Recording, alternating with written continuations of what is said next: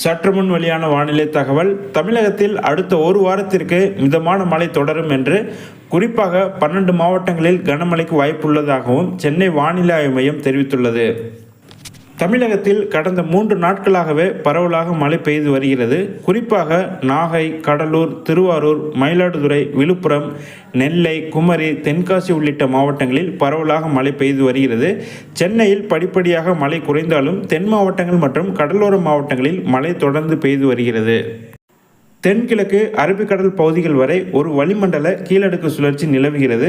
இதன் காரணமாக தமிழகத்தில் அநேக இடங்களிலும், புதுவை மற்றும் காரைக்கால் பகுதிகளிலும் இடி மின்னலுடன் கூடிய லேசானது முதல் மிதமான மழை பெய்யக்கூடும் சொல்லியிருக்காங்க. குறிப்பாக கடலூர், அரியலூர், தஞ்சாவூர், திருவாரூர், நாகப்பட்டினம், மயிலாடுதுறை, புதுக்கோட்டை, சிவகங்கை, ராமநாதபுரம், தூத்துக்குடி, திருநெல்வேலி, கன்னியாகுமரி மாவட்டங்களிலும், மேலும் காரைக்கால் பகுதிகளிலும் ஓரிரு இடங்களில் கனமழை பெய்ய வாய்ப்புள்ளதுன்னு சொல்லியிருக்காங்க. நாளைய தினம் தமிழகத்தில் ஒரு சில இடங்களிலும், புதுவை மற்றும் காரைக்கால் பகுதிகளிலும் இடி மின்னலுடன் கூடிய லேசானது முதல் மிதமான மழை பெய்யக்கூடும். வருகின்ற நவம்பர் 23ஆம் தேதி வரை பார்த்தீங்கன்னா தமிழகத்தில் ஓரிரு இடங்களிலும், புதுவை மற்றும் காரைக்கால் பகுதிகளிலும் லேசானது முதல் மிதமான மழை பெய்யக்கூடும்னு சொல்லியிருக்காங்க.